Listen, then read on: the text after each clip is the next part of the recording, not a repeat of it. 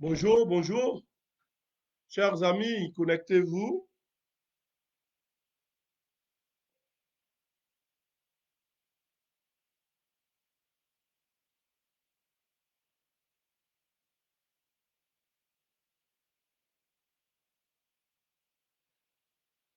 Connectez-vous, chers amis.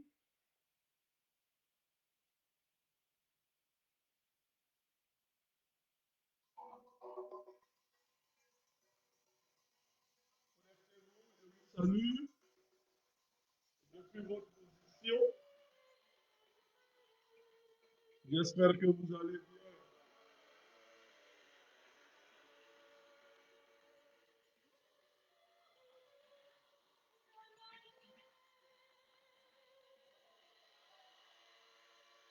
Salut, chers amis. Partagez. Merci, merci d'être présents.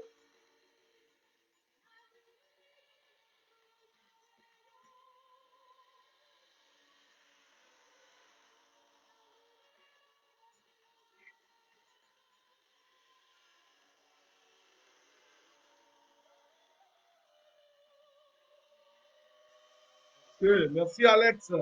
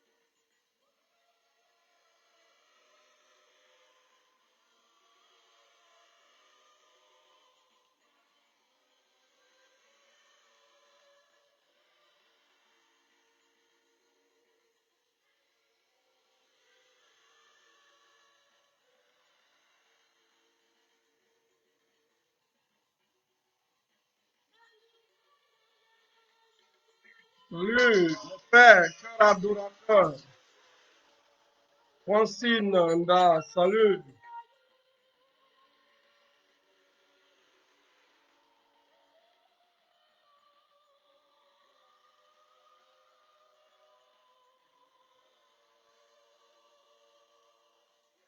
Oui.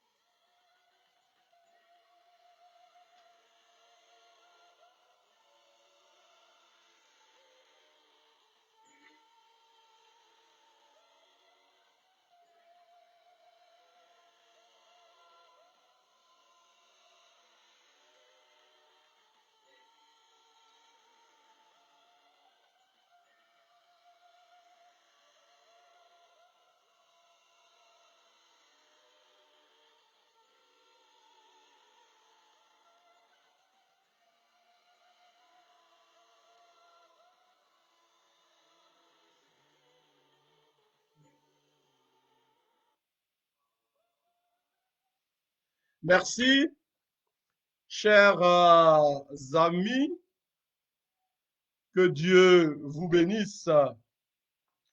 Je suis le Père Djadji, vous me connaissez, et du diocèse de Yopougon, Côte d'Ivoire. Merci pour votre présence pour cette conférence. Aujourd'hui, nous allons parler de la paix. Donc, le thème de cette conférence,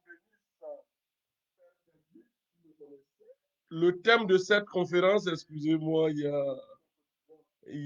excusez, donc, le thème de cette conférence, c'est comment éviter une guerre tribale et ethnique en Côte d'Ivoire. Nous sommes en 2020. Tout le monde connaît l'histoire, l'actualité au moins en Côte d'Ivoire. Et donc, il fallait organiser une rencontre ou des rencontres. Il faut organiser des rencontres pour préserver notre pays et toute l'Afrique de la guerre, surtout en 2020 où il y a beaucoup d'élections présidentielles. Et nous savons ce que c'est qu'une élection présidentielle dans nos pays africains. En tant que chrétien, il faut jouer notre partition. En tant que religieux, en tant que musulman, en tant que non-croyants, protestants, tous, nous devons jouer notre partition. Et c'est en ce sens que j'organise cette matinée de rencontre.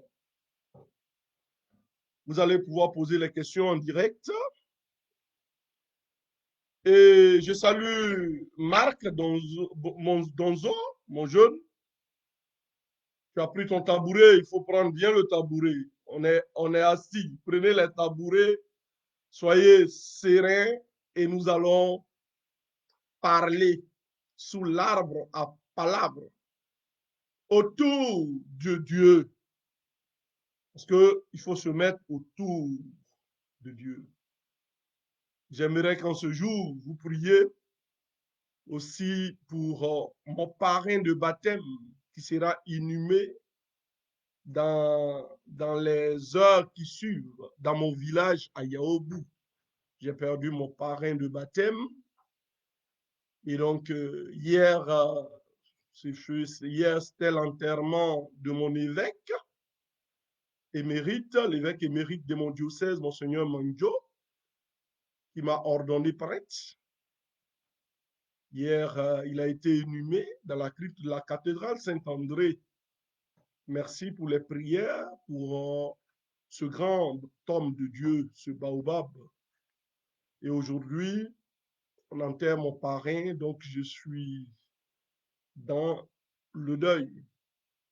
Mais dans le deuil, mais il faut parler de Dieu parce que Monseigneur Manjo nous a toujours formés pour parler de Dieu, parler de la paix, parler de l'amour. Et mon parrain m'a accompagné au baptême, m'a suivi dans mon cheminement de chrétien, c'est pour être prophète dans la vérité. Nous allons prier, nous allons confier la Côte d'Ivoire à l'intercession du Saint-Pape Jean-Paul II. Il y a 30 ans, qui a inauguré la basilique qui porte le nom de basilique Notre-Dame de la paix en Afrique. Et 30 ans 30 ans depuis le 11 septembre 2020. Et aujourd'hui, c'est aussi le 19 septembre. Il y a 18 ans, la Côte d'Ivoire a sombré dans la guerre. 19 septembre 2002. Donc, c'est une date symbolique que j'ai choisie pour lancer ce que j'appelle les foyers de paix. Aussi, 18 septembre 1847, si je me souviens bien, ce qui est sûr, 1847, l'apparition de Notre-Dame de la Salette. Et donc, tous ces éléments réunis, nous pouvons balbutier, nous pouvons parler, débattre, échanger. Demandons à Saint Jean-Paul II d'intercéder pour nous. Au nom du Père et du Fils et du Saint-Esprit. Amen. Saint Jean-Paul II, toi qui as tant lutté pour la dignité humaine, prie pour notre pays dans lequel la dignité de la personne humaine est bafouée. L'homme n'est plus considéré comme étant l'image de Dieu. Saint Jean-Paul II intercède pour les Ivoiriens, pour l'Afrique. Nous vivons dans la peur, la haine et la violence. Le pays dans lequel tu as posé 3 fois les pieds, le pays où tu as inauguré la basilique Notre-Dame de la Paix, n'est plus en paix. Il est devenu le pays de la guerre, le pays de la haine, le pays sans droit, le pays de massacre, un pays qui voit ses enfants fuir dans toutes les directions. Saint Jean-Paul II, nous comptons sur tes prières. Au nom de tous ces Ivoiriens qui t'ont accueilli dans la joie, au nom de tous ces Ivoiriens que tu as bénis 3 fois, ce qui signifie la perfection, nous invoquons ta médiation. Pense à nous dans tes prières pour que notre pays et notre continent retrouvent la joie de vivre, la paix. Puisse par ton intercession, les Ivoiriens et Africains être éclairés par l'Esprit Saint, qu'ils voient en l'autre, malgré les différences, une image de Dieu à aimer et qu'ils retrouvent la paix. Seigneur, écoute-nous. Au nom du Père et du Fils et du Saint-Esprit. Amen. Merci bien. Nous allons commencer notre conférence sur la paix. Comment éviter une guerre tribale et religieuse en Côte d'Ivoire. Il y aura 3 grandes parties. D'abord, nous allons, dans la première partie, présenter le contexte. Dans la deuxième partie, nous allons parler des systèmes politiques, les stratégies politiques de nos leaders en Côte d'Ivoire. Les stratégies politiques qui peuvent nous conduire à la guerre tribale, à une guerre religieuse ou tribale. Donc, nous allons parler des stratégies qu'ils mettent en place, qui sont des stratégies dangereuses, nuisibles pour la cohésion nationale. Et la troisième partie, quels sont les outils pour contrecarrer leur stratégie? Quels sont les outils? Les outils spirituels, les outils sociologiques, les outils anthropologiques, les outils théologiques, les outils éthiques pour contrer les stratégies malsaines de nos politiciens. Et donc, ici, nous ne sommes pas là pour mener des discours sur la paix, théoriser sur la paix, théoriser sur... ça, vous connaissez. Mais ici, il faut être concret. Quelle proposition? Parce qu'on fait beaucoup de conférences sur la paix, trop de groupes sur la paix, mais on ne propose rien à la base. C'est la base. Donc ici, je vais proposer des orientations, des, des outils pour qu'on puisse contrer les stratégies des politiciens. Des politiciens. Donc ici, c'est une conférence dans laquelle on sort des réflexions purement intellectuelles, où il n'y a pas de solutions, où les discours, ou bien certaines solutions en l'air qui restent dans les tiroirs. Mais la base, on n'apporte rien à la base pour contrer la violence, pour contrer la haine, pour contrer le tribalisme. Ça va? Donc, le premier point, le contexte. Mais avant d'aborder le contexte, j'aimerais relever deux choses.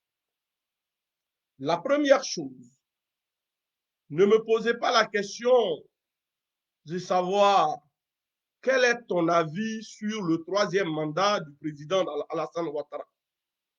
J'ai déjà écrit une lettre publique que vous pouvez trouver sur Internet et partout. Il suffit de mettre Père Marius Hervé Djadji, vous allez trouver ma lettre adressée directement, sans faux fuyant, sans diplomatie, sans protocole au président de la République le 7 août. Et dans cette lettre, vous allez trouver ma position. Elle est claire. Une position qui n'est pas si tu es d'accord, oui ou non, au sujet du troisième mandat du président. Non, moi, je n'entre pas dans ce débat. Qu'est-ce qui a été dit par le président lui-même? Qu'est-ce qui a été dit en 2016 par ses experts? Et parce que il faut pouvoir, quand il faut pouvoir faire systématiser la pensée. Donc, j'ai bien systématisé ma pensée. Vous allez retrouver ma pensée, ma position dans cette lettre. J'ai, concernant les présidents Bédier et Sorogio, les présidents, j'ai écrit aussi une lettre ouverte. Donc, je leur ai proposé aussi des choses. Vous pouvez aller lire toutes ces conceptions, toutes ces visions, toutes ces pensées. Donc, sur ces points, ne me demandez rien à ce niveau, puisque j'ai déjà tout écrit. Et le cardinal, dans sa sortie, j'ai écrit le 7 août, le cardinal, dans sa sortie, m'a rassuré. Donc, je suis dans la même ligne que le cardinal. Oui, parce que je suis dans la même ligne que le cardinal sur son écrit. Donc, voilà, parce que voilà un peu la première précision. La deuxième précision concerne l'Église et la politique. J'aimerais lever des équivoques parce que on entend beaucoup de choses. On entend beaucoup de choses.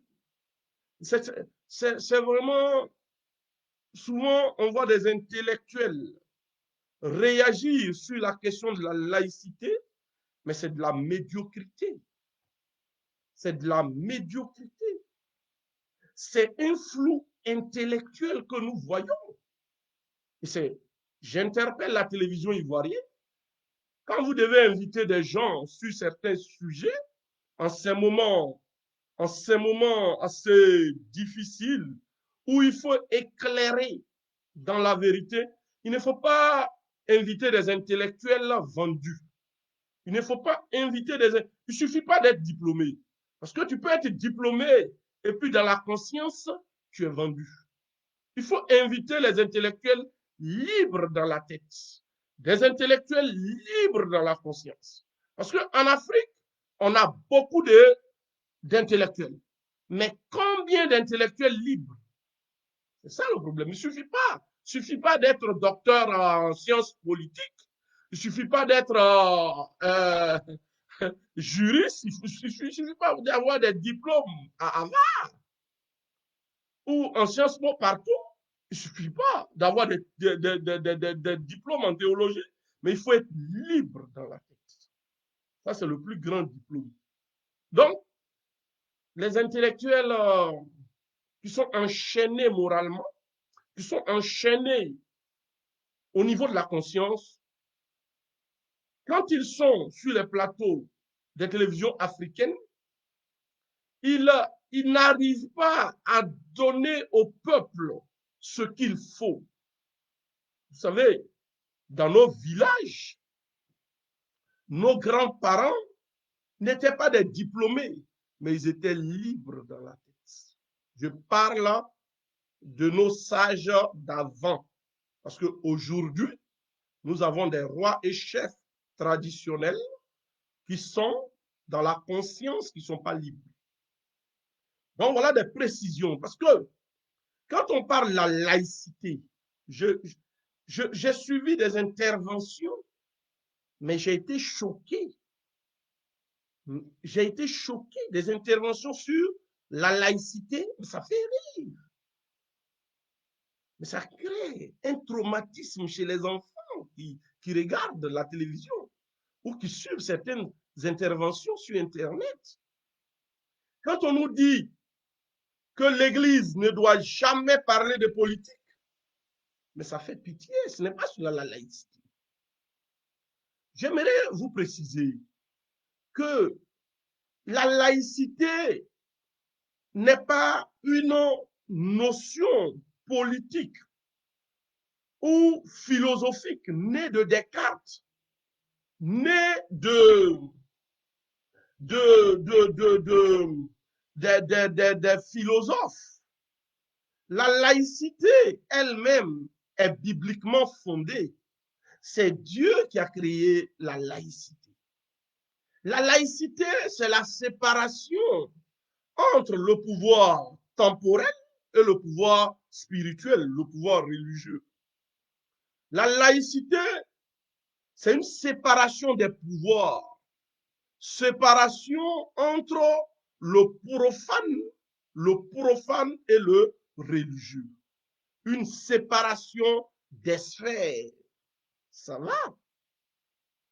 Parce que quand vous prenez la Bible elle-même, au commencement, dans le récit de la création, quand Dieu crée et il laisse l'homme, la liberté à l'homme de gérer ce qu'il a créé, c'est la naissance de la laïcité. C'est la naissance de la séparation entre le créateur et la créature. C'est là, c'est de là que part la notion de la laïcité. Donc, quand on doit parler de la laïcité, souvent les gens partent de la Révolution française. Non, c'est un raccourci. C'est un raccourci. Il faut partir du créateur. Parce que dans la laïcité, dans cette séparation, le créateur n'est pas la créature. Raison pour laquelle on n'est pas dans le panthéisme où créateur et créature sont confondus. On est dans la créature n'est pas le créateur. Donc déjà, la séparation est là. La séparation est là. Pour mieux préciser, vous savez, avec la Révolution française, on va nous parler beaucoup de la laïcité en France, parce que avant, il faut connaître l'histoire de l'Europe, de l'Occident. Avant, l'Occident était géré par des pouvoirs religieux. Le roi doit avoir même l'onction du pape, des évêques. Les évêques étaient des seigneurs. Et donc, ils géraient le temporel. Avec la Révolution française, il y a eu dans l'histoire, plusieurs codes pour la séparation des pouvoirs. Je n'entre pas dans les détails. Et on est arrivé à une séparation des pouvoirs. Qu'est-ce que cela veut dire, la séparation des pouvoirs? La séparation des pouvoirs, c'est quoi? C'est-à-dire que le religieux, le prêtre, les évêques, l'Église ou l'islam, ces religions sont autonomes dans leur gestion. Ça, c'est le premier livre à savoir. C'est-à-dire, le chef de l'État, c'est pas lui qui choisit le pape, c'est pas lui qui choisit l'évêque, c'est pas lui il ne s'ingère pas dans la politique religieuse, dans le fonctionnement de la religion, il ne s'ingère pas, le gouvernement ne s'ingère pas dans le fonctionnement des religieux. Vous comprenez? Et les religieux ne s'ingèrent pas dans le choix des hommes politiques, c'est-à-dire, ce n'est pas un évêque qui impose un chef d'État, ce n'est pas l'Église qui donne un programme de gouvernement à un chef d'État. Non, l'État est libre dans sa gestion. Vous comprenez? L'État est libre. Le gouvernement est libre dans sa gestion. Donc, quand on parle d'État laïque, c'est un État dans lequel toutes les religions sont libres. C'est-à-dire, quand tu prends la Côte d'Ivoire, un État laïque, c'est-à-dire l'État n'a pas de couleur religieuse. L'État ne doit pas valoriser une religion par rapport à une autre. C'est la liberté des croyances. Les musulmans sont libres de croire, les chrétiens sont libres de croire, les bouddhistes sont libres de croire, les bossonistes sont libres de croire. C'est cela l'État laïque.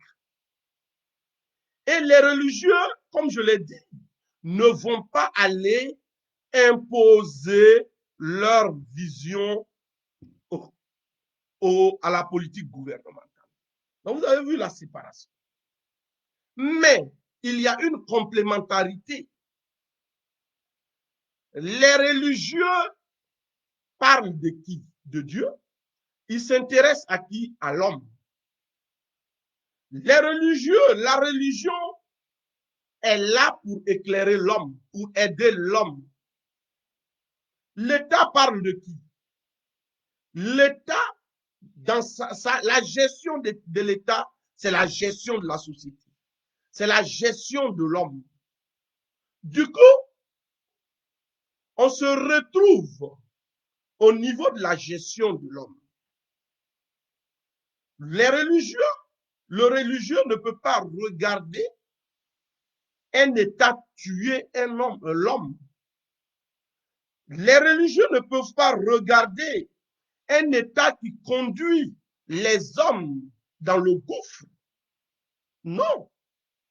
Du coup, les religieux sont appelés dans un État à donner leur vision des choses lorsque l'homme est menacé. Lorsque la société est menacée, les religieux ne peuvent pas se taire. Les religieux ne peuvent pas se taire. Parce que ce que l'on oublie, le religieux, il est dans la société. Il est dans la société. Le religieux, ce qu'il dit, il propose tout ce qu'il faut pour le bien-être de l'homme. Au niveau éthique, les religieux ne peuvent pas se taire. Les religieux partagent les peines et les joies de l'humanité. Donc, quand un chef d'État décide de tuer tous les enfants de 4 ans, donc les religieux doivent se taire. La laïcité, ce n'est pas cela. Non, la laïcité, ce n'est pas le tissu. Le religieux, la religion doit être une référence au niveau moral, au niveau éthique. Et la religion doit être un miroir qui dit, et si on faisait ça? L'État, tu dis ça, c'est bon. Vas-y, nous pensons que ça peut rassembler. Le religieux parle, mais le religieux n'oblige pas l'État. On ne peut pas dire aux religieux de se taire. Parce que quand il y a la guerre en Afrique, dans nos pays, quand ça ne va pas, tout le monde est dans les églises. Les réfugiés sont dans les églises, souvent dans les mosquées. Là, on veut, c'est ce qu'on appelle la présence des religieux. Les religieux ne sont pas là pour caresser. C'est-à-dire, tu tues, et puis après, le religieux vient pour donner l'absoute. Non. Non. Ce n'est pas cela l'État laïque. Maintenant, il y a les États religieux où la Constitution oblige tout le monde à pratiquer une seule religion. Nous prenons par exemple l'Arabie saoudite. Nous prenons même l'Égypte dans un article de la constitution égyptienne où on parle de l'islam comme religion d'État, où on parle même de la charia. On parle de la loi islamique, ça doit être l'article numéro 2 ou numéro 3, je mets dans la constitution égyptienne. Et donc, il y a plusieurs États dans le monde qui sont des États, ça va, confessionnels. Vous voyez? Et donc, quand vous, parce que en Afrique,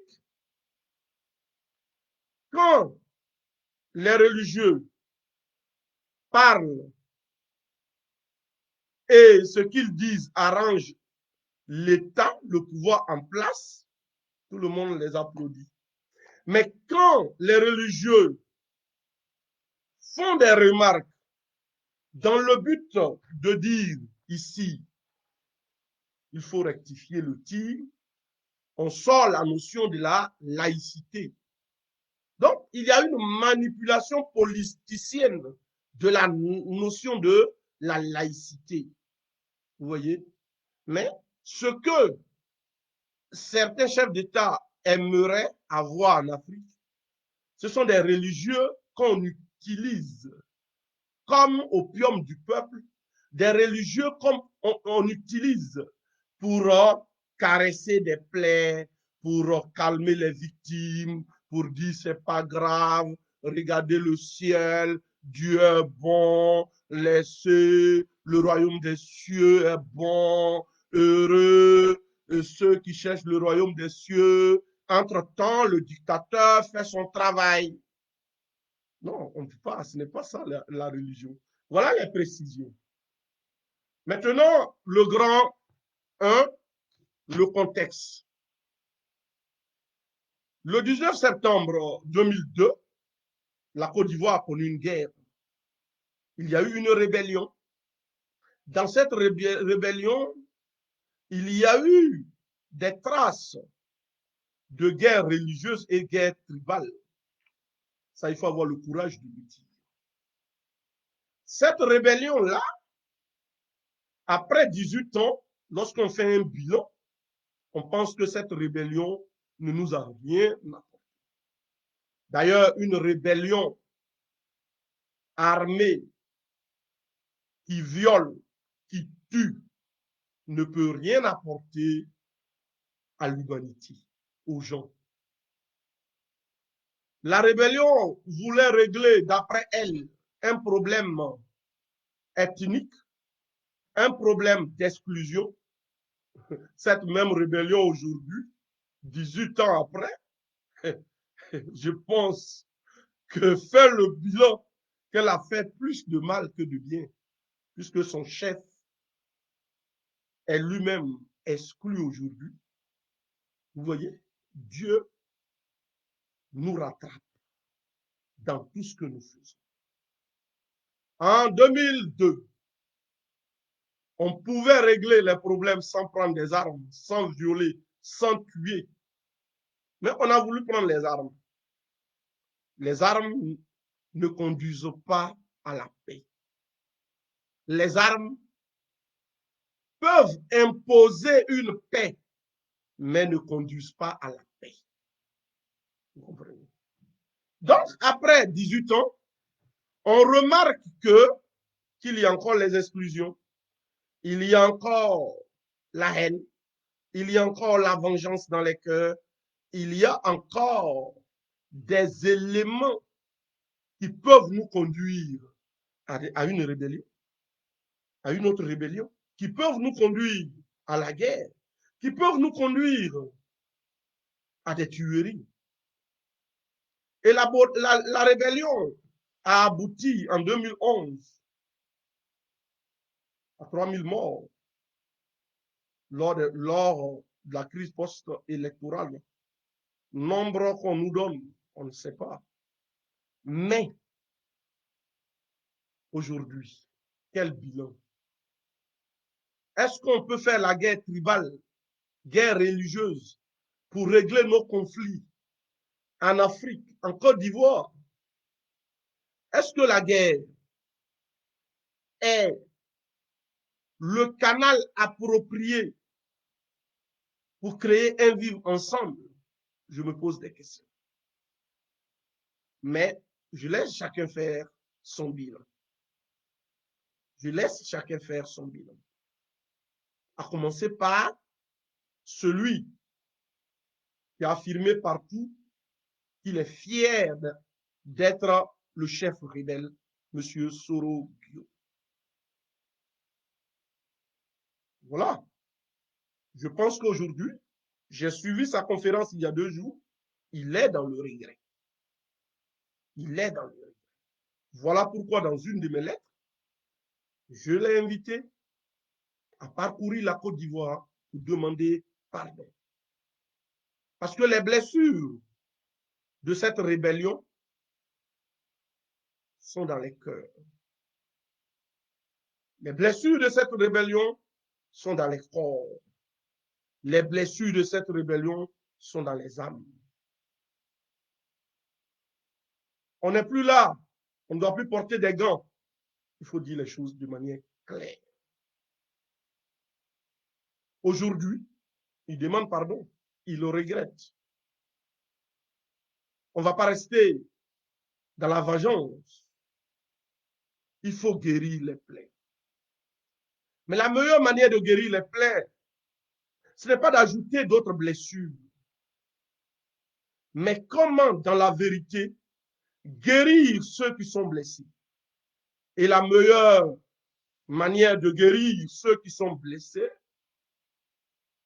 c'est simplement de reconnaître qu'on a mal fait et de leur demander pardon. J'invite encore une fois M. Soro Guillaume, le président d'un groupe GSP ou bien quoi, GPS, de demander pardon à tous ces enfants, à tous ces jeunes, à ces personnes dans les villages qui ne peuvent pas parler, qui ne peuvent rien dire, à qui on veut imposer un pardon avec des sacs de riz, à qui on veut imposer un pardon avec une enveloppe de 100 000. Non. Ces personnes, je prends la parole au nom de ces personnes pour vous dire, les rebelles d'hier, les rebelles du 19 septembre 2002, ces personnes ont besoin d'un seul mot. Pardon. C'est au niveau du contexte. On ne va pas rester là pour retomber sur les causes. Il n'y a pas de cause qui peut qu'on peut utiliser pour soutenir des tueries en masse, des viols en masse, des braquages en masse. Il n'existe pas. Et donc, le pardon, rien que le pardon. Si vous demandez pardon, nous autres, notre rôle, c'est d'aider les victimes. Non pas dans une obligation d'accepter votre pardon, mais de les aider à comprendre. à faire le pas, à une guérison, les aider dans une guérison intérieure, dans une guérison psychologique, dans une guérison morale, dans une guérison corporelle, physique. Voilà ce que je peux dire. Le pardon. Être capable de dire, j'ai mal fait. Être capable de dire, je ne devais pas faire. Mais ne pas dire qu'il y avait des raisons. Non. Il ne faut pas dire que lorsqu'on prenait des armes, on pensait bien faire. Il ne faut pas dire cela. Quand vous dites cela, vous blessez davantage. Merci. Le contexte actuel, au niveau du contexte actuel, ce qu'il faut retenir, au niveau du contexte actuel, comme je l'ai décrit, nous sommes, vous savez, en Côte d'Ivoire, chaque 5 ans, les mêmes ingrédients sont réunis pour aller en guerre, pour s'entretuer. Aujourd'hui, le contexte est un contexte qui nous conduit tout droit à la guerre, à des affrontements. Comme je disais dans une de mes réflexions, dans un de mes articles, la Côte d'Ivoire est un pays qui ne mérite pas une guerre, même tribale ou religieuse.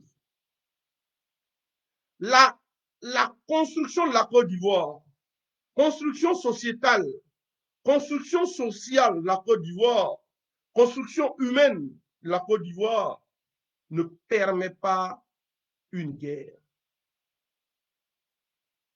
Mais c'est le génie des hommes politiques ivoiriens qui nous a conduits à la guerre. C'est le seul pays, peut-être, au monde, dans lequel un enfant de 12 ans qui est au sud est affecté au nord. C'est le seul pays dans lequel un enfant de 12 ans du centre est affecté à l'est. Cette structure au niveau éducationnel nous a permis de créer une symbiose. Cette symbiose qui a été détruite le 19 septembre 2002. Et je peux dire qui a été détruite, qui a commencé à être détruite depuis 1993, après la mort du Fouet. Mais avant sa mort, déjà, dans les années 80, il y avait des traces de division. Mais le président Houphouët-Boigny, ben, par sa présence, a su quand même parapluie calmer les choses. Mais les traces de division en Côte d'Ivoire, il ne faut pas commencer en 1993. Faut remonter, même à partir de 1960 déjà. Et dans les années 80, on nous parlait déjà de la charte du Nord. Et l'ivoirité qui a été d'abord conçue dans les années 80,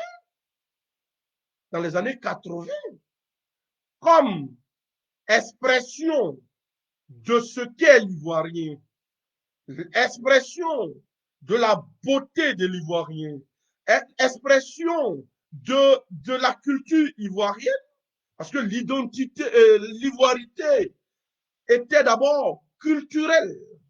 C'était un néologisme culturel pour vendre la culture ivoirienne, comme la francité. Mais les politiciens vont faire une récupération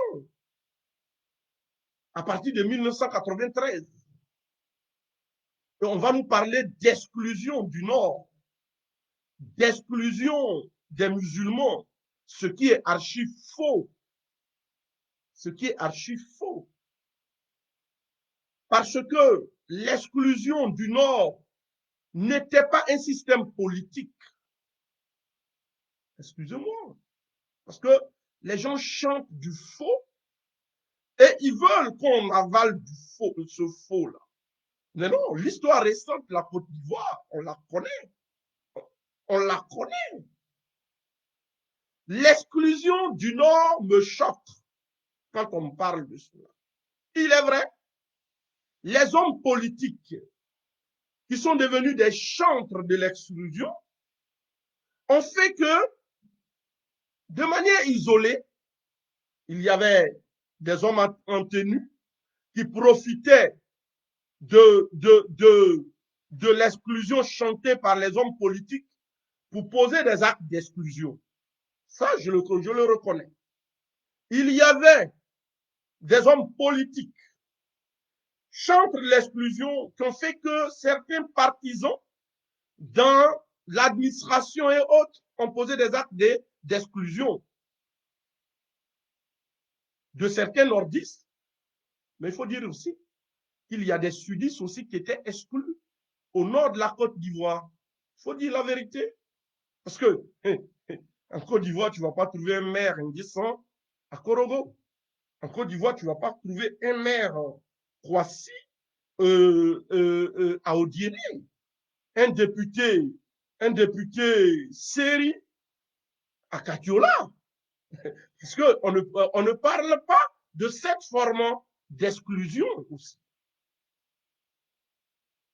Au sud, on ne va pas me dire que des gens ont commencé à tuer des nordistes partout. Non. Moi, j'ai fait le nord de la Côte d'Ivoire.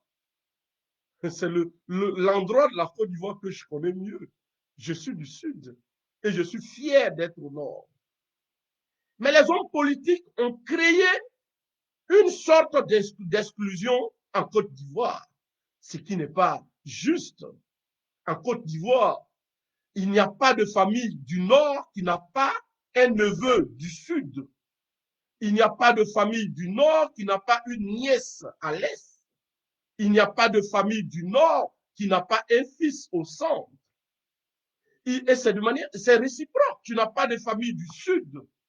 Une famille du Sud qui n'a pas un neveu au Nord, un neveu Sénoufo, un neveu Nyarafolo, un neveu Taguana. Non, ça n'existe pas. Il y a des villages, des Djoulabougou partout. Et donc, l'exclusion dont on parle en Côte d'Ivoire, c'est l'exclusion dans le langage politique. Et puisque le langage politique parlait tellement de cela, ben, il y a des individus qui ont commencé à poser des actes condamnables, qu'on condamne jusqu'aujourd'hui. Parce que tu t'appelles Seri, tu n'as pas droit à telle chose. Parce que tu t'appelles Mamadou ou tu t'appelles Ouattara, et ça a commencé. Et la population, dans son entièreté, je peux dire à 80%, on a imposé à toute cette population tout un mensonge d'exclusion. Tout un mensonge d'exclusion.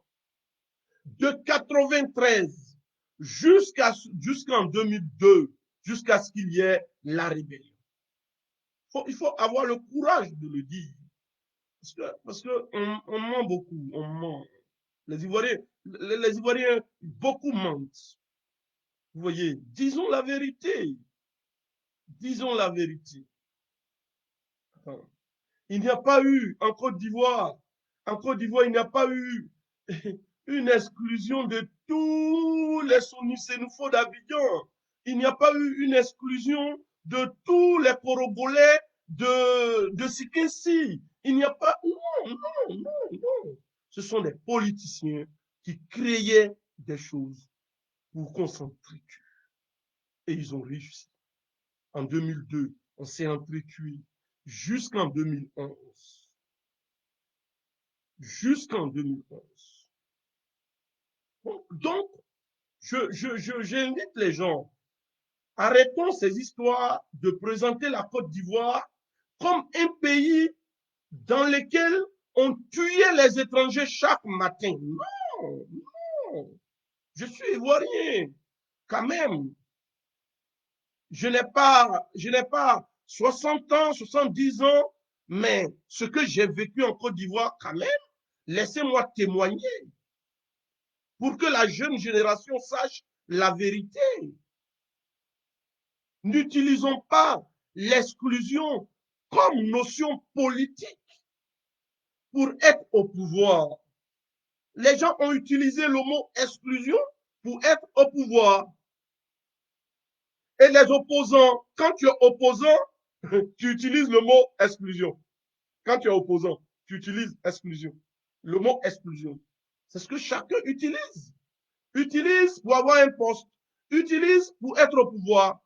Mais dans la vérité, dans nos villages, dans la vérité, à l'école, dans la vérité, à l'hôpital, dans la vérité, dans nos familles, dans la vérité, dans nos églises. Est-ce qu'il y a l'exclusion?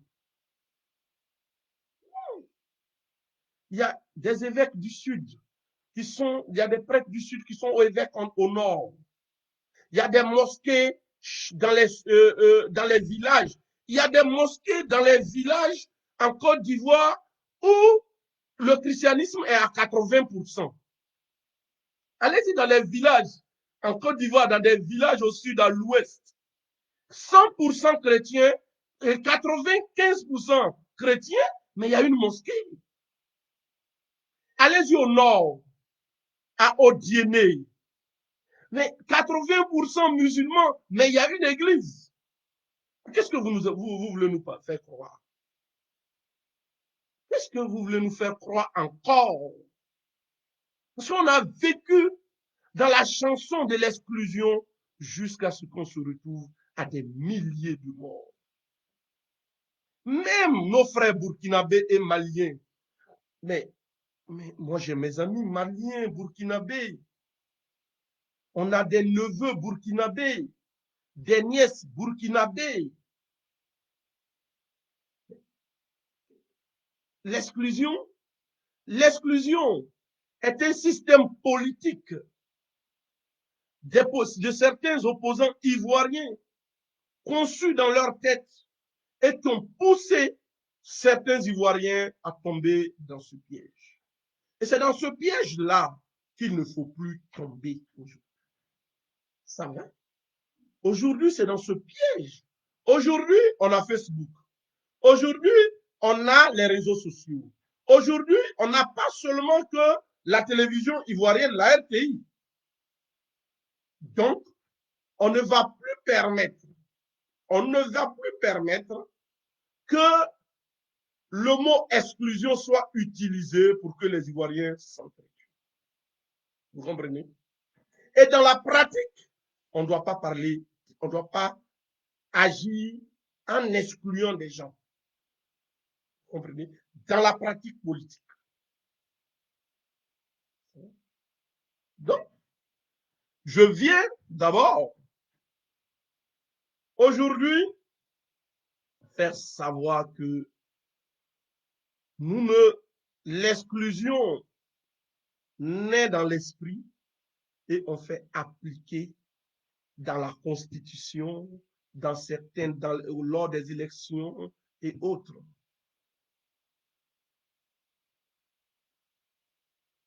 Le point 2, la deuxième partie. Dans la deuxième partie, je parle du système politique des leaders des partis politiques ivoiriens. Vous savez, en politique, lorsqu'on veut un électorat, il y a un langage qu'il faut utiliser, il y a un système qu'il faut utiliser. En Côte d'Ivoire, les leaders politiques ont deux réalités qu'ils manipulent facilement pour avoir un électorat. Quand ils sentent qu'ils ne sont plus populaires, ils ont ces deux réalités qu'ils font ressortir. La réalité religieuse et ethnique. Aujourd'hui, il y a certains leaders politiques se sentant menacés au niveau de leur électorat. Étant donné, parce qu'aujourd'hui, lorsqu'on fait un sondage, l'Ivoirien est déçu de la politique. Qu'est-ce qu'ils font? Ils vont jouer sur le côté religieux, la réalité religieuse, la dimension religieuse. Pour avoir un électorat, qu'est-ce qu'il faut faire? Si je suis chrétien, j'essaye dans mon langage de présenter l'élection comme un affrontement entre les musulmans et les chrétiens. Du coup,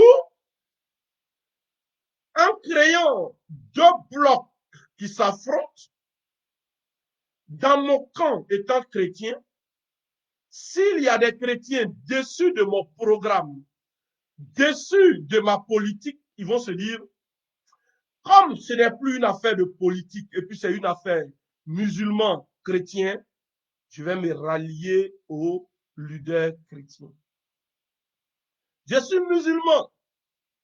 Quand je sens que la population dans son entièreté n'accepte pas ma vision politique, j'essaye de ramener le débat politique dans le sens de deux blocs musulmans chrétiens. Du coup, je vais attirer vers moi tout le bloc religieux musulman.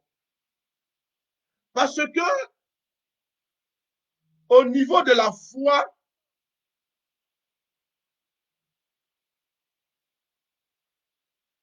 allô, ne quitte pas, hein, ne quittez pas.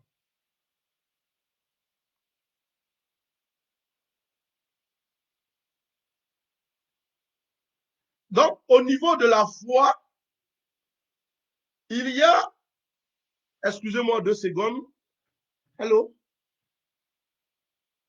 oui, ça va. Oui, je suis en direct, s'il te plaît. Président, comme c'est le président de l'UFRACI, voilà pourquoi je décroche. Ah, oui, mais je suis en direct, tu vas sur ma page, sur mon mur. Attends, je vais voir. Sur mon mur Facebook. Oui, oui, va sur mon mur Facebook. Je te balance ça même tout à l'heure. Merci bien. Mais oui, je suis en direct. Tu peux me prendre en direct, s'il te plaît, président. Merci, président. Excusez-moi, c'est le président de l'Union fraternelle des prêtres de Côte d'Ivoire. Je suis dans l'obligation de décrocher. Merci bien. Donc, c'est le président Kassi Daniel que je salue. Il cherche à se connecter, il n'arrive pas. Et donc, voilà, je vais partager, je vais lui envoyer directement le lien, excusez-moi, pour qu'il suive. Excusez-moi. Voyez, quand c'est le président des prêtres de Côte d'Ivoire, il faut décrocher. Par respect. On ne sait jamais. Peut-être c'est pour me dire, donner une information importante. Excusez-moi. On continue. Donc, je disais, il y a tout un système politique qu'ils mettent en place. Quand, au niveau de ma vision politique, mon message ne passe pas, je fais tout pour créer l'affrontement. Et du coup, je deviens beaucoup religieux dans la période. Si je suis chrétien, vous allez me voir toujours avec les chrétiens. Vous voyez, tout cela pour créer un ordre chrétien contre un ordre musulman. Ne tombez pas dans ce système. Ou bien, je vais commencer à créer un bloc, deux blocs ethniques. Je suis du Sud, je ferai tout possible pour rallier les sudistes en disant c'est un problème entre le Nord et le Sud. Ce qu'il faut retenir, il n'y a pas un Ivoirien, il n'y a pas un nordiste, il n'y a pas un sudiste. On aime utiliser ces expressions en Afrique. Non. Il y a un Ivoirien qui vit au nord et un Ivoirien qui vit au sud. Il y a un Ivoirien un Burkinabé qui vit au nord, un Burkinabé qui vit au sud. Il y a un Malien au nord, un Malien au sud. Donc, en disant le sudiste, nordiste, on crée dans notre langage deux blocs séparés. Pas de dénominateur commun. Et les politiciens aiment cela. Alors que quand je dis Ivoirien du Sud, Ivoirien du Nord, on a un dénominateur commun qui est Ivoirien. Vous comprenez? Mais les politiciens vont nous amener à une opposition au niveau géographique, au niveau des positions, au niveau géographique. Et donc, ce langage sudiste, nordiste, enlevez cela dans votre pensée. C'est un Ivoirien, Aminata, qui est au nord, parce que ses parents sont au nord, elle est au nord. C'est un Ivoirien, Seri, qui est au sud, mais ce n'est pas un sudiste. Un sudiste, ce n'est pas le nom d'un pays. Un nordiste, ce n'est pas le nom d'un pays. Enlevez cette catégorie de pensée. Au Cameroun, ça envoyait la guerre. Le nord-ouest, Nozo, nord-ouest, sud-ouest, c'est ça. Et puis, l'autre côté du Cameroun, vous comprenez? C'est pas beau. Vous n'allez pas trop entendre cela en France, en Belgique. Non. Ils sont d'abord français. Ils sont d'abord belges avant de dire qu'ils sont à l'ouest ou ils sont à l'est. Mais nous, en Afrique, nous avons développé plus l'expression sudiste, l'expression nordiste. Du coup, quand on parle, on dit c'est un nordiste, il devient étranger vis-à-vis. C'est-à-dire, il n'y a pas de rapprochement entre nous. Mais quand nous disons c'est un Ivoirien qui est du Nord, c'est un Ivoirien du Sud, il y a rapprochement puisqu'on est tous Ivoiriens. La base, c'est que nous sommes Ivoiriens. Vous comprenez? La base, c'est que nous sommes Ivoiriens. Ça va? Et donc, il y a ce système, le système politique, le piège qui a à éviter, le piège de recherche d'un électorat religieux, de recherche d'un électorat musulman. Aujourd'hui, en Côte d'Ivoire, je donne un cas clair. Il y a certains politiciens qui veulent tout faire pour montrer que les catholiques sont contre le président de la République. Ce qui est archi faux. Mais en montrant, en faisant cela,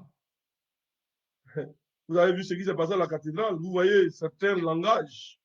Mais c'est une manière de montrer que les catholiques, de mentir et de dire que les catholiques sont contre Alassane. En disant cela, qu'est-ce qu'ils veulent faire? Ils veulent, c'est une manière de créer un bloc musulman autour du président de la République. Quand qu'il crée cela, on n'est pas loin d'un affrontement. Vous comprenez? Parce que du coup, on veut mettre dans la tête du musulman que ce n'est plus un problème d'Al-Assad, mais ce n'est plus un problème de sa politique, mais c'est un problème de l'autre qui n'est pas de notre église, qui est de notre confession, qui est contre nous. Vous voyez un peu c'est de la ruse, hein? C'est de la ruse. On veut montrer aux chrétiens que non, ce n'est plus une affaire de Bédier, Ouattara, de Gbagbo Ouattara, de Soro Ouattara, mais c'est une affaire de religion. Et chacun va symboliser une religion, alors que peut-être dans la pratique, ils ne vont même pas à l'église chaque dimanche, ou ils ne vont même pas à la mosquée chaque vendredi. Mais ils vont nous créer, les politiciens c'est comme cela, dans tous les pays africains. En vérité, quand tu regardes même, ils ne sont même pas de bons pratiquants, mais ils se présentent comme des symboles, des figures. Donc, ce n'est plus l'affaire de Kofi, ce n'est plus l'affaire de Mamadou, mais c'est une affaire de religion. Voilà. Une fois on pose ce principe comme cela, on a l'électorat. C'est une technique pour avoir l'électorat. Hein. C'est une technique pour avoir l'électorat. Ça va? Une fois présenté les systèmes politiques, le contexte, on va parler maintenant des outils religieux, spirituels pour contrecarrer tout ce que je viens de dire, pour contrecarrer la ruse des politiciens africains, des politiciens ivoiriens. Comment contrecarrer cette ruse-là? Parce que tout ce qu'ils font, l'aboutissement, c'est quoi? Affrontement. L'aboutissement, c'est quoi? Division dans le quartier. L'aboutissement, c'est quoi? Haine dans la famille. L'aboutissement, c'est quoi? La violence dans le quartier. L'aboutissement, c'est quoi? Désormais, je ne vois plus mon voisin comme un Ivoirien, mais je le vois comme un sudiste, un musulman. Vous comprenez? Le regard que je porte dans le quartier maintenant, avant, quand je regardais dans le quartier Yao, je le regardais en tant qu'homme, en tant qu'Ivoirien. Mais désormais, avec tous ces systèmes politiques utilisés, je ne le vois plus en tant qu'homme, mais je le vois comme ennemi. Vous comprenez? Voilà pourquoi facilement, l'homme avec qui je partageais le riz de Tabaski, le riz de Dramanda, le riz de Noël, le foutou de Pâques, facilement, je suis capable de prendre une machette et le tuer. Parce que le regard a changé. Il est dans un autre bloc. Je le vois dans une autre entité. Vous voyez, je ne le vois pas comme l'homme, mais je le vois comme une entité à abattre. Il représente l'islam. Il représente les chrétiens. Voilà. Je ne le vois plus, je vois plus l'amitié, je ne vois plus, excusez-moi, les gestes d'humanisme qui existaient entre nous. Non, c'est une entité à abattre. Vous voyez où on peut arriver? Et pour ne pas arriver à ce stade-là, pour éviter, et nous avons vu ça en 19 septembre 2002, hein, nous avons vu cela en 2011-2010, hein, nous avons vu cela. Nous voyons cela un peu depuis les marches contre le troisième mandat, 30 morts ou 40 morts. Nous avons vu ça à Donois, à Divo. Parce que je découpe l'homme, ce n'est pas l'homme que je découpe. Pour moi, je suis en train de détruire toute une religion ou une ethnie. C'est ce qui reste dans ma tête. Vous voyez? Et quand on arrive à ce stade, nous ne sommes plus des hommes. Parce que les animaux même ne réfléchissent pas comme ça. Et cette année, comment faire pour que tout le système politique, leurs ruses n'aboutissent pas? Je ne suis pas là ici pour dire de ne pas aller voter. Non, non, non. Non, moi je respecte la Constitution. Je ne suis pas ici pour dire il faut sortir pour marcher. Non, non, non, non. Je respecte la Constitution. Si la Constitution dit les gens n'ont qu'à marcher, tu marches, mais tu marches en respectant ce que la Constitution dit, la paix. Je ne suis pas là pour entrer dans ces considérations politiques. Qu'est-ce qu'il faut faire pour qu'il y ait des élections apaisées? Qu'est-ce qu'il faut faire pour qu'il y ait des élections sans qu'il y ait des morts? On va me dire, mais mon père, parler aux politiciens, non. Eux, on parle chaque fois. Ils peuvent ne pas comprendre, ils peuvent ne pas écouter. Ça, c'est leur liberté. Mais, après réflexion, je me suis dit, au lieu de passer le temps à parler à des gens qui n'écoutent pas, je préfère créer des propositions à la base. Nous, la base, on se prépare à ne plus accueillir leur mot d'ordre de violence, à ne plus accueillir leur système politique d'affrontement. De telle sorte que le 31 octobre, s'il y a élection, on vote, mais on ne s'affronte pas. On ne se tue pas. Voilà la technique. Cette technique, elle est facile. Pour nous chrétiens, comme les musulmans, le Coran ne te dit pas de tuer. Mahomet ne te dit pas de tuer. Le Christ ne te dit pas de tuer. La paix. Mais qu'est-ce que je dois faire?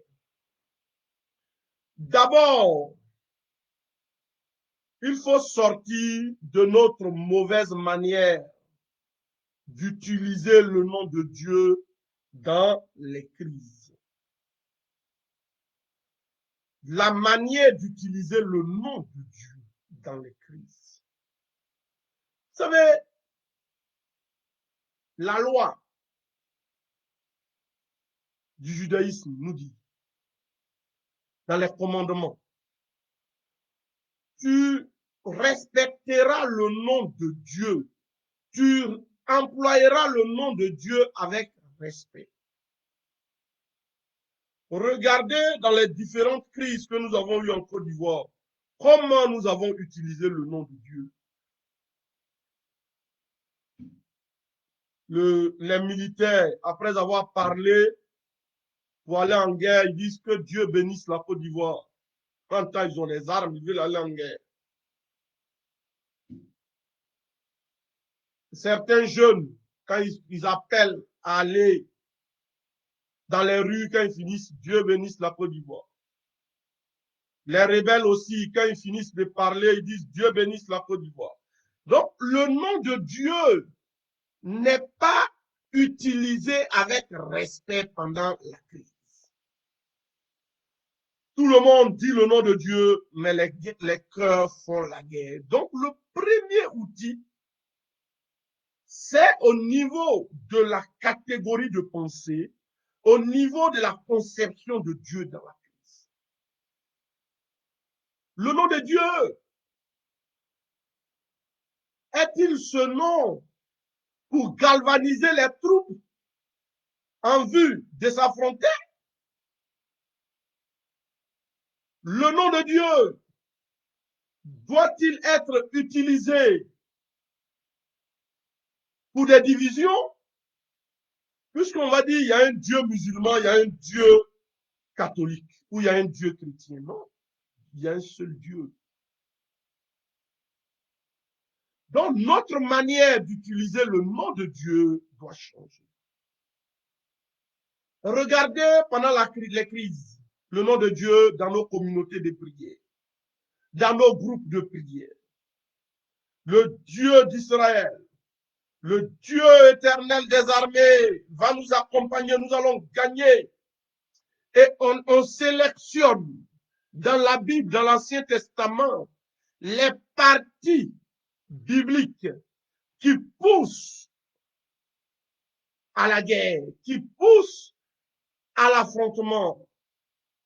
Et on blague les gens, Dieu va nous protéger, allez-y, battez-vous. Ça devient une guerre des dieux.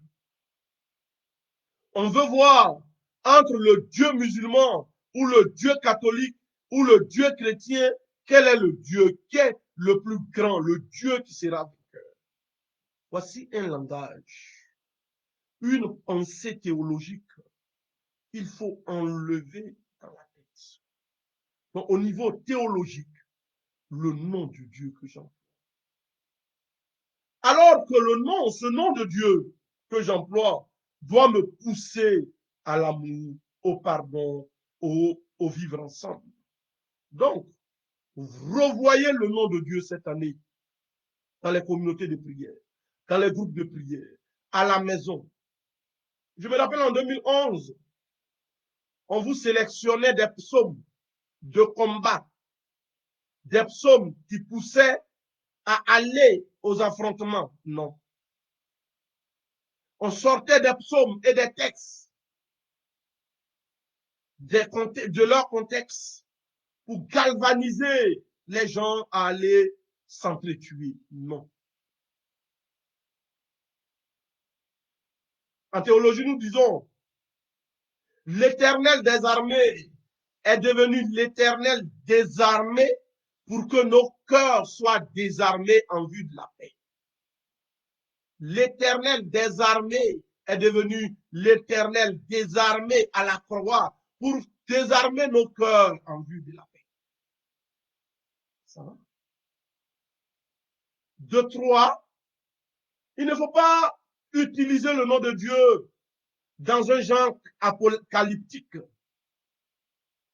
En 2011, on voyait l'apparition de la Vierge Marie dans les nuages, dans les sources, on voyait des signes partout. On nous présentait des signes qui nous poussaient dans le gouffre. Vous voyez, arrêtez ces genres de signes. Arrêtez cette année, chrétiens catholiques. Arrêtez, ne tombez pas dans ces pièges. Ne tombez pas dans ces pièges. Ça va? L'autre outil, vous savez, dans nos quartiers, on a l'habitude de se voir. Nos enfants ont l'habitude de se retrouver. Les parents ont l'habitude de se retrouver pendant la fête de Tabaski, pendant les fêtes de Noël et de Pâques. Pendant les mariages, on a l'habitude de se retrouver. De manière concrète, ce que je propose, dès maintenant, dans vos quartiers, créez ce que j'appelle les foyers de paix, les cellules de paix. Vous n'avez pas besoin d'être 10, 20.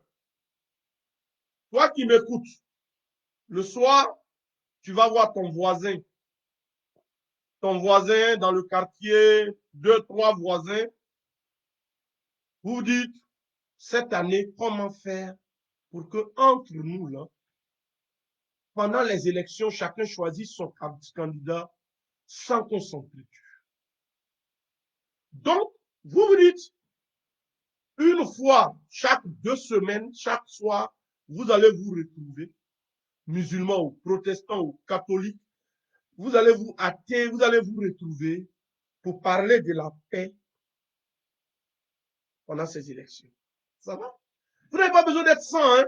Non, je vous demande les cellules que je propose les foyers de paix, les cellules de paix, les hameaux de paix que je propose, c'est cela. Chacun n'a qu'à crier. N'attendez pas l'imam, les prêtres, non. Si vous créez et les prêtres viennent vous aider, des pasteurs viennent vous aider à conduire, il n'y a pas de souci. Mais commencez vous-même à créer. Commencez. Commencez d'abord. Ça va? Commencez d'abord. Vos enfants vont se rencontrer.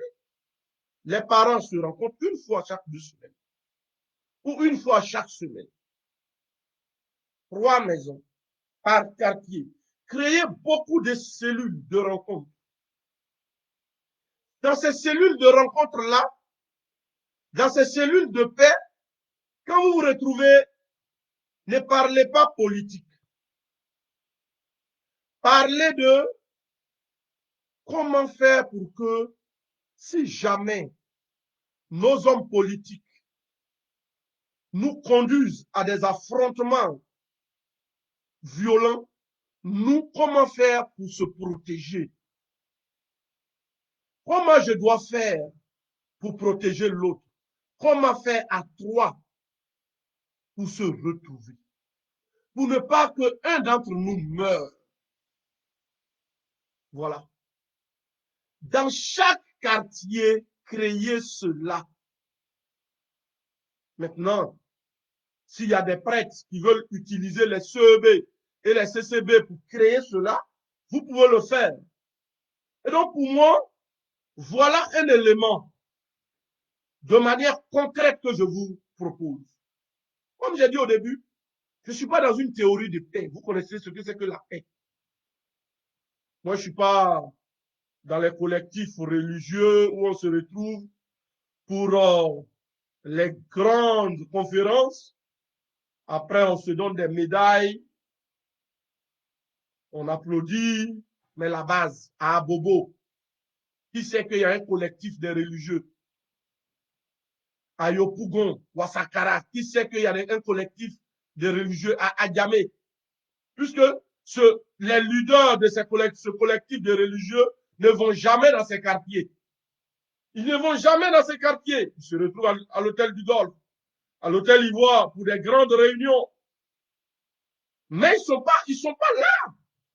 Mais tout doit se faire dans les quartiers, dans les petits quartiers, parce que c'est là-bas le problème.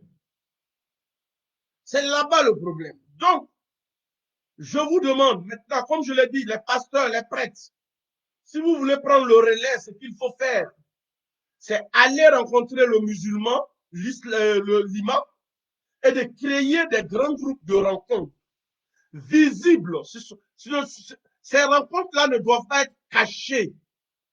Parce qu'une fois qu'on vous voit ensemble, des réunions à la place publique dans le quartier,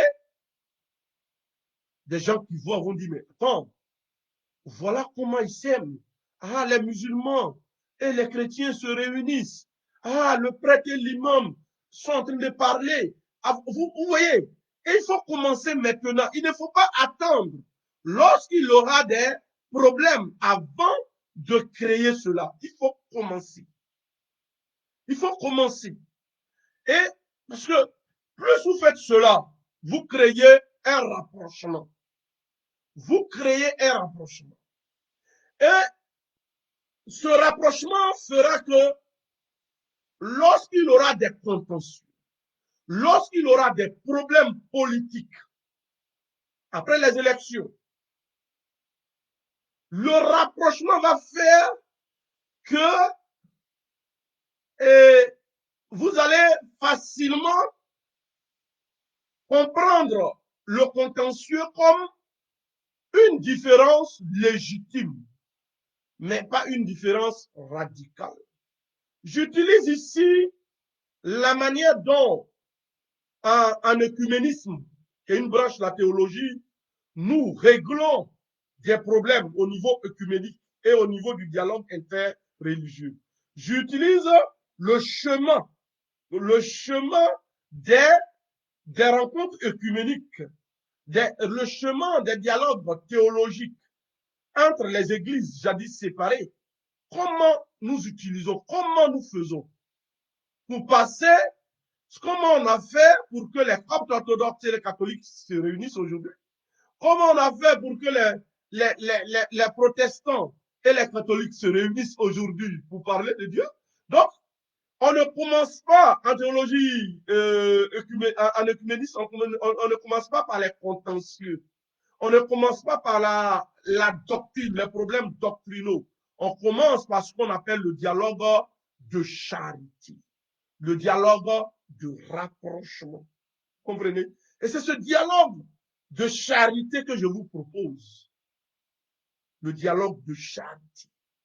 Le dialogue de charité, c'est-à-dire, on se retrouve, l'autre est RDR, l'autre est RHDP, l'autre est FPI, l'autre est PDCI, l'autre est GPS, l'autre, et puis on se retrouve, mais on ne parle pas des problèmes de fond, mais on se retrouve simplement pour partager un repas, on se retrouve pour partager, on regarde un film sur la paix, on se retrouve pour lire un texte de Coran sur la paix, après on lit un texte de Bible, la Bible sur la paix, et puis on partage. Vous comprenez? Et donc, on touche pas, on n'est pas là pour dire ce qu'Alassane dit, c'est vrai, ce que Gbagbo dit, c'est vrai, ce que Soro Guillaume dit, c'est vrai, ce que Bédier dit, c'est vrai. Non, non, non, non. Parce que nous ne sommes pas des experts en politique. On ne parle pas de politique. Mais le jour des élections, chacun va voter qui il veut. Mais si nous faisons cela, lorsqu'il aura la violence dans le quartier, le rapprochement, le dialogue de charité que nous avons instauré entre nous va nous permettre de faire bloc malgré nos différences. Parce que en théologie, en œcuménisme, il y a ce qu'on appelle la différence, les différences radicales et les différences légitimes. Vous savez, au IVe siècle, au 7e siècle, 10e siècle, 17e siècle, lorsqu'il y avait des palabres entre chrétiens, on a pensé que c'était l'autre dit la raison, l'autre aussi dit la raison. Ça, vraiment, on ne peut jamais changer, on ne peut jamais toucher ceci, cela. Les gens sont restés dans leur camp. Chacun dit j'ai raison. Et puis le temps passe. Le temps passe. Le temps passe. Et il y a eu, à partir de 1910 surtout, il y a eu des petites rencontres. Surtout lorsqu'il y a eu entre les deux grandes guerres mondiales, ou même après les deux entre les deux grandes guerres mondiales, et après 1945, il y a eu des petites rencontres entre protestants, catholiques à l'école, entre évangéliques, méthodistes, entre catholiques et orthodoxes, dans des petits coins. Ils se retrouvaient pour aller apporter des médicaments à des malades. Ils se retrouvaient pour construire une école. Ils se retrouvaient et petit à petit, ils se sont rapprochés. Ils se sont tellement rapprochés que lorsqu'à partir de 1965, à partir de 1965, après le Concile Vatican II, ils ont lancé le dialogue pour régler les problèmes. Puisqu'avant, ils ont créé le dialogue de charité pour se rencontrer, pour parler des problèmes, des problèmes qui les a divisés, des problèmes qui ont divisé leur, je peux dire, les fondateurs de leur église. Le dialogue est passé. Les gens ont pu se parler. Actuellement, il y a des gens qui ne veulent même pas, c'est-à-dire, il y a des gens là, quand on parle du RHDP, non, non, non, ils ne veulent pas les voir. Il y a des gens, quand on parle des Gbagboïstes, ils ne veulent pas les voir. Il y a des gens qui ne veulent pas voir les gens de Bédier. Donc, chacun est dans son coin. Vous savez, ce qui tue l'homme, c'est la distance. Ce qui tue les relations humaines, c'est la distance. Le fait que l'autre soit dans son camp, je le vois même, il n'y a pas de rapprochement. Je me dis qu'il mijote des choses contre moi. Vous voyez? Et donc, ce que nous créons ici, c'est de créer le rapprochement. Le rapprochement va faire qu'un jour, on va se dire, aïe, ce que je pensais sur le monsieur là, c'était pas comme cela. Et quand l'Africain dit, si l'Ivoirien dit, c'est qu'il a tout compris. Vous comprenez? Donc, ce que je vous propose, c'est ce qu'il faut faire. Toi qui m'écoutes, toi qui m'écoutes, commence ce que je te propose là. Et si tu commences, si tu veux des éléments pour que je t'aide à monter le foyer de paix, la cellule de paix, écris-moi. Vous avez mon numéro WhatsApp ou bien appelez-moi. Je vais vous, parce que après on aura une prochaine conférence. On va voir comment guider ces foyers de paix. Actuellement, je vous demande de les construire. De les construire, ces foyers de paix. Créer des foyers de paix. N'allez pas là-bas pour parler de religion. N'allez pas là-bas pour parler dans le foyer de paix. Chacun vient avec sa religion. Chacun vient avec son parti politique. Ce qui est important, qu'est-ce qu'on peut faire pour se rencontrer une fois chaque 2 semaines ou une fois chaque semaine? On peut imaginer, on peut dire, mais une fois chaque 2 semaines, mais les voisins, pourquoi ne pas manger ensemble? Et en mangeant ensemble, on parle de paix, on parle d'amour, on parle de pardon. Vous comprenez? On parle de pardon. Quand elle est fâchée, vous essayez de calmer. Donc, c'est vraiment ce que je vous propose dans vos quartiers, dès ce soir. Prenez le courage. De la même manière, vous prenez le courage pour aller annoncer à l'autre qui a la dot dans le quartier. Vous prenez le courage pour aller regarder ballon ensemble, parler d'éléphants, parler de tontines. Prenez le courage pour parler de la paix. Donc, c'est des petites rencontres. Ça va? Il faut des gens qui commencent. Les autres vont suivre. De commencer cela, et puis on va faire le point. Dans 2 semaines, on aura une conférence encore sur la paix. Ça va?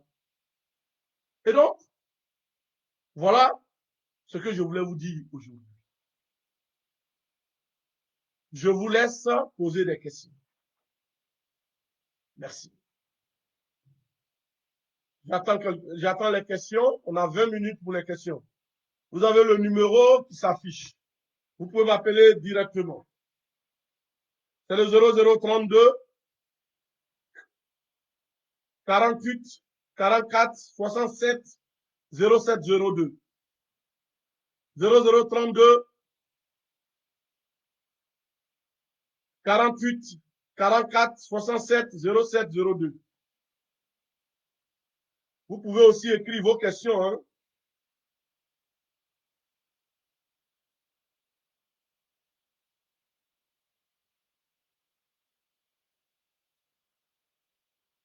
Posez des questions. Vous pouvez écrire les questions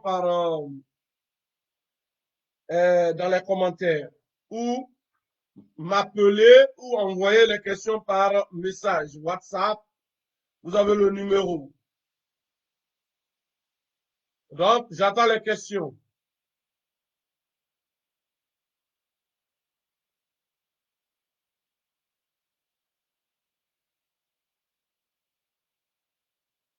Ça va? Il y a quelqu'un qui me pose la question. Je suis Adeline Kouta. J'appelle de la Côte d'Ivoire.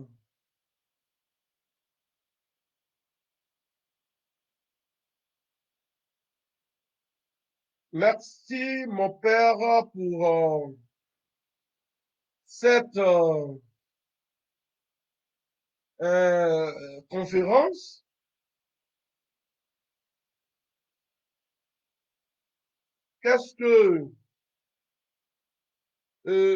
Mais qu'est-ce qu'il faut faire pour guérir les blessures passées? Parce que le 19 septembre, là, il y a eu des victimes. Aujourd'hui, comment faire pour guérir les blessures?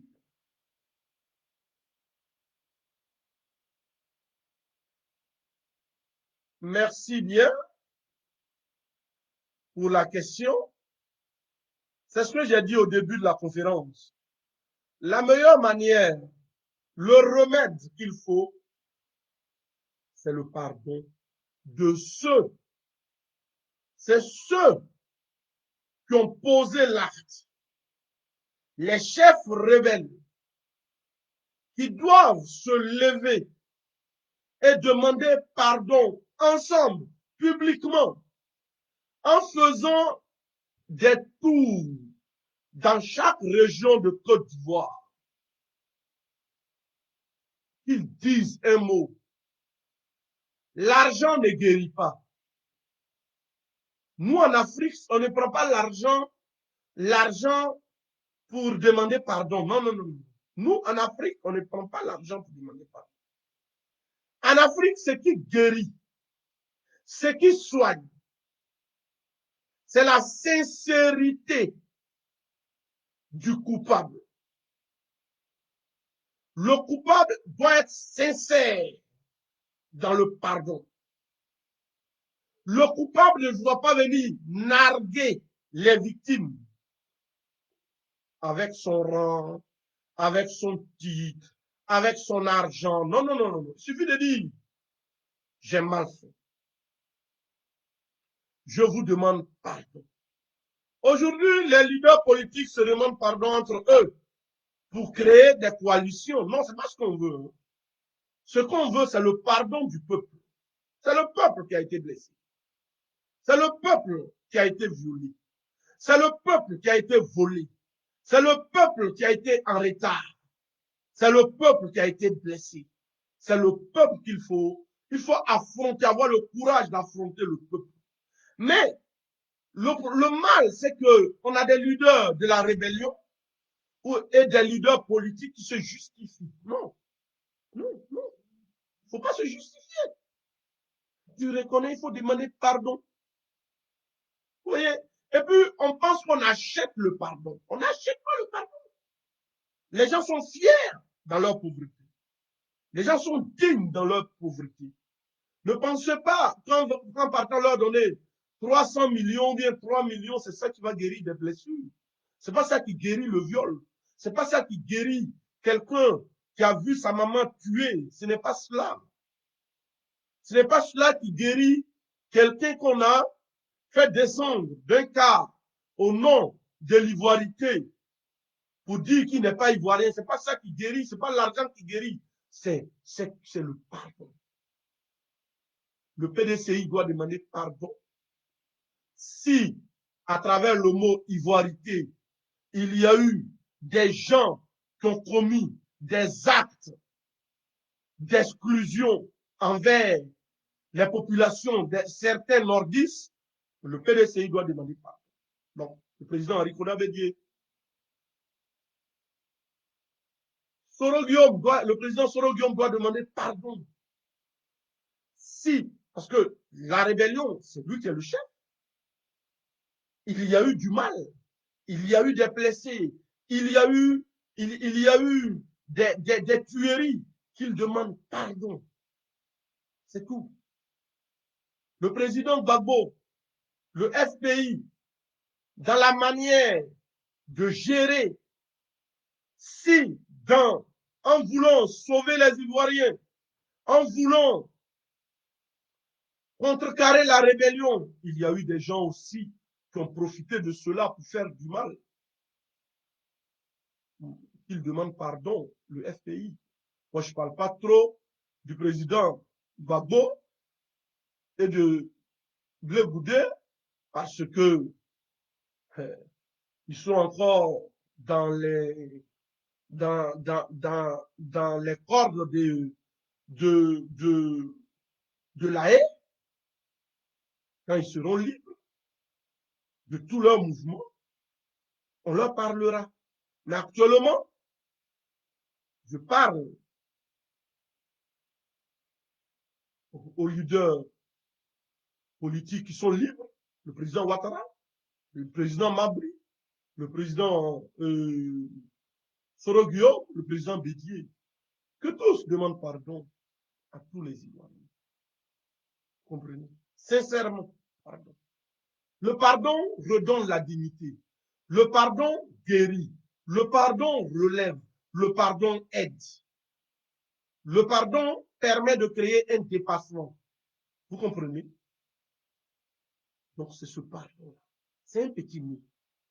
Et vous avez l'argent, vous avez des titres, vous êtes grand, mais abaissez-vous comme le Christ. Vous demandez pardon. Vous savez,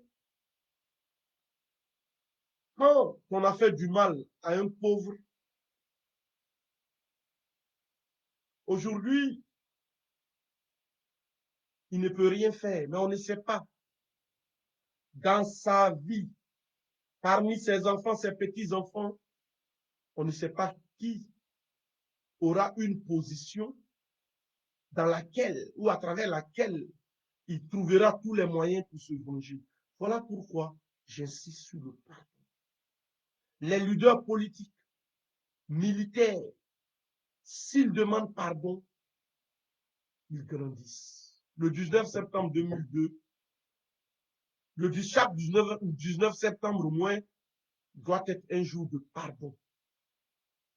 Des grands envers les petits. Donc, votre question, c'est le pardon. Mais le mal en Côte d'Ivoire, c'est que personne n'est coupable. Personne n'a subi. Chacun se joue les victimes. Voici le mal. Ça va?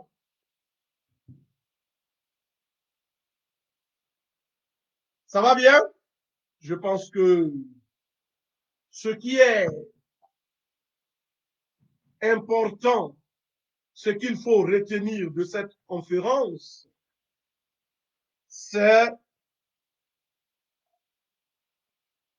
simplement la création des foyers de paix, des cellules de paix. La création des cellules de paix. Pour la paix dans le pays, pour la paix dans nos cœurs, pour la paix dans les esprits, je vous invite à créer ces foyers de paix. Nous allons terminer par cette prière dans laquelle nous allons demander la paix dans notre pays, la Côte d'Ivoire, la paix en Guinée, la paix au Mali, au Burkina, au Congo, la paix dans les foyers, la paix dans les familles, la paix dans les cœurs. Je vais reprendre encore la prière adressée au pape Jean-Paul II. Vous avez trouvé cette prière dans le livre Africain, tendez l'oreille. Réflexion pour une Afrique nouvelle à la lumière de l'Évangile. Reprenons cette prière au pape Jean-Paul II, que j'aime bien cette prière, que j'ai écrit par inspiration.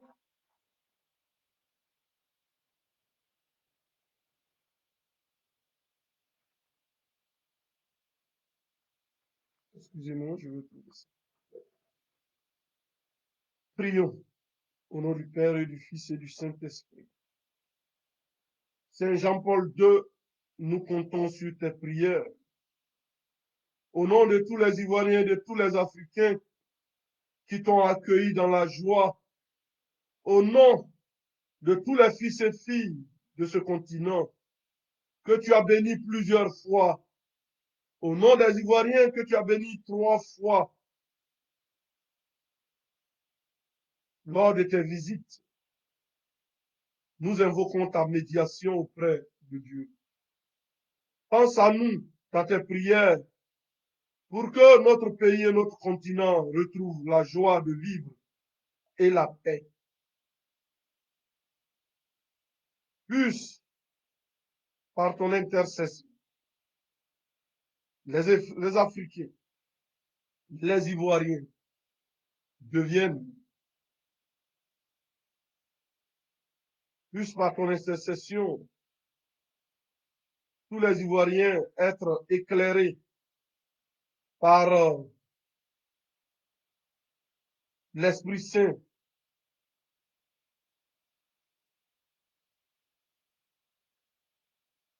Puisse par ton intercession, les Ivoiriens être éclairés par le cierge pascal. Puisse par ton intercession, les Ivoiriens être éclairés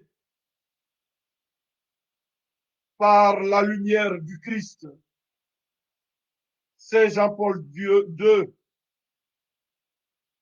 Saint Pape, puisse par ton intercession,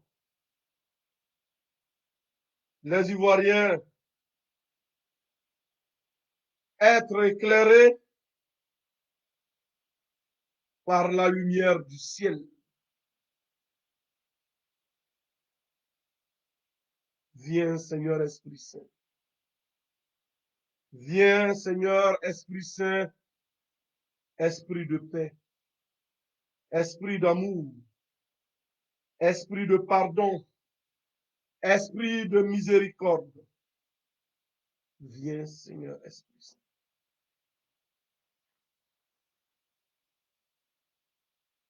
Au nom du Père et du Fils et du Saint-Esprit. Amen. Que Dieu vous bénisse. Que Dieu vous garde. Qu'il comble chacun de ses grâces. Ça va? Merci. À la prochaine. Bon week-end. Bon dimanche. N'oubliez pas les foyers de paix. Merci.